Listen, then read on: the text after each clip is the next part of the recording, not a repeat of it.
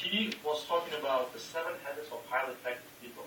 And he's saying if you apply those 7 habits yourself, this is going to change your life totally. So the first habit he was saying about the be proactive. Be proactive means you have to be between independent, dependent, and interdependent. So between those two dependent and independent. So between them, interdependent means the dependent and independent. The second habit is you have to think the end of your mind, which means if you put the target instead of in front of you, and you have to think about the result. What's the result of this target? Like, let's say if you want to lose your weight. Now, when you lose the weight, then what? Then what's the result of that? So you have to think that way.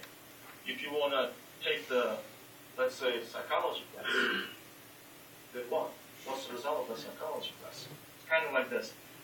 Now, the third habit is to understand and to be understood. Of course, he gives the example. He was on the train, and he was very, very tired, Stephen Paul. And next to him was a man with 2 kids. And those 2 kids, those guys, they were very, very, uncontrollable. They're just running around the train, just, just yelling, crying. And the father of those kids, he was very, very passive. He was very, he didn't even move. He didn't even say, hey, stop it, guys, kids. And then he was wondering why he didn't even say anything to those kids. And then when he asked that father, Stephen Covey asked the father, are you okay? Why don't you just call your kids and just say to them, hey, just stop making noise. And he said, I just lost my wife. So, in other words, when he's saying to understand and to be understood, you have to figure out the situation, what happened, or listen to people, and then to be understood. The number 5 is you have to think that you always win. That's the habit. Whatever happens, you have to think that you will win. You are a winner. Even if you're losing, you have to think that you're a winner.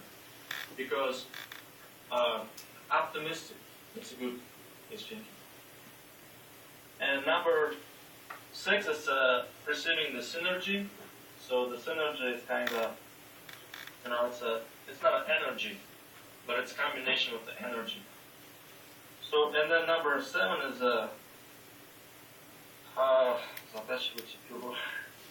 okay, in English it's going to be, you have to sharp your saw.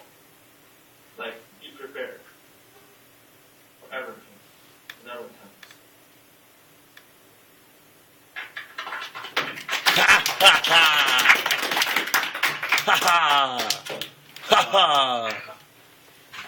That's awesome.